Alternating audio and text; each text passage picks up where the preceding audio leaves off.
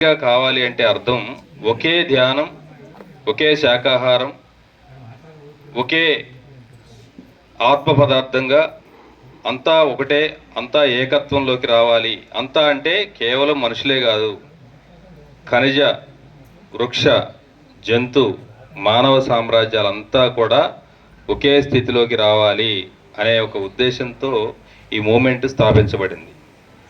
ఈ భూమండలం మీద 800 కోట్ల మంది ప్రజలు ఒకటిగా బుద్ధుళ్ళుగా తయారవ్వాలి. ఈ భూమి మీద ప్రతి జీవి కాపాడబడాలి. పత్రిజీ కొన్ని లక్షల పుస్తకాలు చదివి ఈ ప్రపంచానికి ఆయన అందించినటువంటి సందేశం, ఆయన మొదలుపెట్టిన ఈ ఉద్యమం, దాని యొక్క ఉద్దేశం వేమన చెప్పినటువంటి ఒక పద్యంలో ఉంది.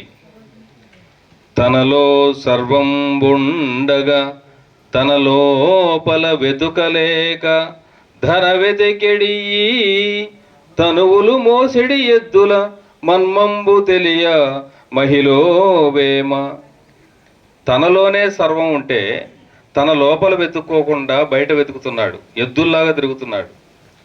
ఏముంది, పత్రిసారి దగ్గర 2 జేబులు ఖాళీ, కానీ ప్రపంచం అంతా తిరిగారు ఆయన ఏది కావాలి, 1,00,000 మందికి భోజనం కావాలంటే వచ్చింది, పిరమిడ్ కావాలి, మెగా పిరమిడ్ కావాలంటే వచ్చింది, ఏది కావాలంటే అది వస్తుంది.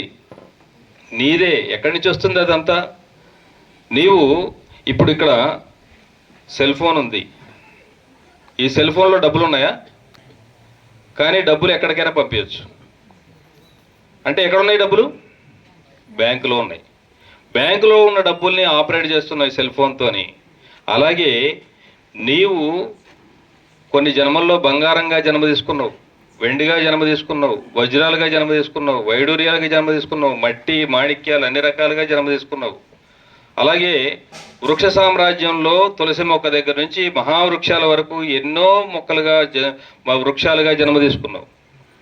అలాగే ఎన్నో జంతువులుగా జన్మ తీసుకున్నావు, అనేక జంతువులు, పక్షి, క్రిమికీటకాలుగా జన్మ తీసుకున్నావు.